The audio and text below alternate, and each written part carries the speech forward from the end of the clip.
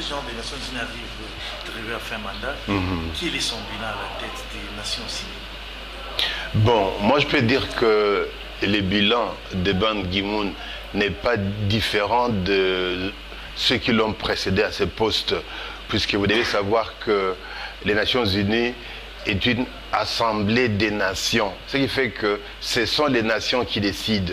Ce n'est pas en réalité le secrétaire général. Il est là seulement pour exécuter la volonté des nations. Et c'est dans ce sens-là que, compte tenu du fait que les nations sont souvent à la poursuite de leurs intérêts, s'accommoder sur des points de vue, sur des sujets devient souvent difficile. Et c'est ce qui explique en fait l'échec de cette institution année après année, décennie après décennie, notamment en ce qui nous concerne en tant que Congolais par rapport à l'instauration de la paix en RDC. Alors, je reconnais volontiers que par le truchement des Nations Unies, l'attention mondiale est accordée à des sujets déterminés. Par exemple, la question de l'environnement, la question de l'éducation, les questions de santé, les questions de droits humains, ainsi de suite. Alors, dans ce contexte-là, on peut reconnaître qu'effectivement, sous ces mandats, il y a eu une sorte de, comment dirais-je, d'accentuation de ces sujets-là au niveau international. Néanmoins, c'est une chose que d'attirer l'attention du monde sur un sujet, et c'est une autre que de résoudre tout ce qui peut avoir comme problème par rapport à ces sujets-là. Et c'est dans ce sens-là que j'ai dit que les bilans de Ban Ki-moon n'est pas différent de ceux qui l'ont précédé. En tant que professeur de sciences politiques, j'enseigne souvent à mes étudiants que nous avons besoin des structures supranationales, le cas de l'ONU. Néanmoins, ces structures peuvent parfois apparaître comme des tigres en papier, étant donné qu'elles restent à la merci des États-nations qui sont souvent motivés par la de leurs intérêts. Et c'est pourquoi la plupart des structures supranationales n'ont jamais réussi dans leur mission. C'est le cas maintenant. En tant que Congolais, encore une fois, l'ONU n'a pas réussi en RDC, que ce soit sous Ban Ki-moon ou ceux qui l'ont précédé.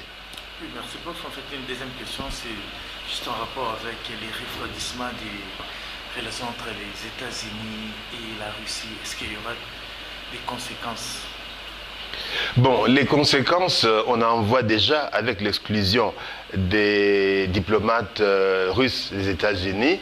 Néanmoins, c'est un acte qui risque d'apparaître comme une épée dans l'eau par rapport au contexte du transfert des pouvoirs que nous avons aux États-Unis. Barack Obama est en train de partir et celui qui vient après a une politique étrangère, notamment vis-à-vis de la Russie, qui est tout à fait l'inverse de ce que Barack Obama est en train de dire.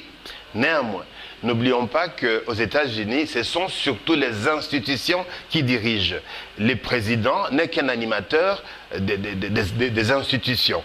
D'une institution, la présidence de la République, l'exécutif. Donc, le tempo peut effectivement venir du président, et c'est dans ce sens-là qu'il y a lieu que tout ce qui a mis mal à l'aise la Russie aujourd'hui soit balayé du revers de la main pour mettre en place des politiques qui soient favorables compte tenu des attitudes et déclarations, comportements qu'avait déjà manifesté Donald Trump vis-à-vis de la Russie. Donc, moi, je ne pense pas que c'est une crise comme telle. D'ailleurs, c'est pourquoi Poutine n'a pas rétorqué, n'a pas riposté. Il n'a renvoyé personne, contrairement aux spéculations qu'il allait faire la même chose, il n'a pas fait. Donc, c'est pour dire que c'est une étape qui est trop passagère et qui, cependant, reflète l'attitude des États-Unis, que tu ne peux pas oser t'immiscer dans les affaires internes des États-Unis sans en payer les prix. C'est ça, en fait, le message. Une dernière question. Donald Trump arrive déjà le 20 janvier prochain à la Maison-Blanche. Qu'est-ce qu'on peut attendre de lui? On peut attendre seulement de bonnes choses de Donald Trump. Je crois qu'il va faire un très bon président pour les États-Unis.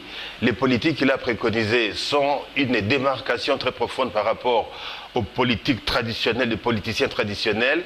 Et franchement, les Américains avaient besoin de ça, d'une nouveauté par rapport aux approches diplomatique, économique et consorts. Donc, personnellement, je reste très favorable et très optimiste par rapport à l'administration de Donald Trump.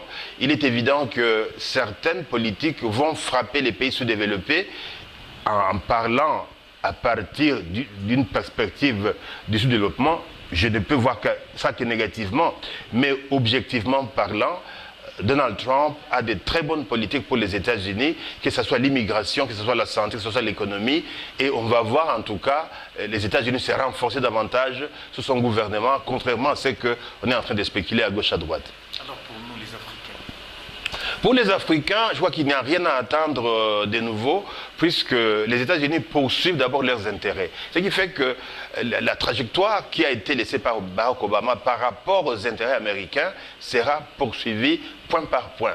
Donc on ne va pas s'attendre à ce qu'il y ait une démarcation, un changement subi. Néanmoins, j'ai apprécié personnellement l'attitude de Donald Trump vis-à-vis de Denis Sassou Nguesso. Le fait qu'il ait rejeté la rencontre avec Sassou est un bon signe par rapport au refus de s'associer avec des gouvernants qui ne veulent pas céder les pouvoirs, qui ne veulent pas faire profiter à leur peuple des richesses de leur nation. Dans ce sens-là, en tout cas, s'ils continuent à refuser tout contact avec des dictateurs africains, ça sera une bonne chose, au moins ça va diminuer leur légitimité, puisque c'est ce que Denis Sassou Nguesso voulait chercher aux États-Unis. Le fait d'être vu par Donald Trump allait être un plus par rapport à sa légitimité politique. Et s'il peut continuer comme ça vis-à-vis des leaders africains, moi je crois que ça sera un plus pour nous, et quitte à voir comment les autres politiques, notamment par rapport à l'immigration, seront mises en place. Merci. C'est moi qui vous remercie.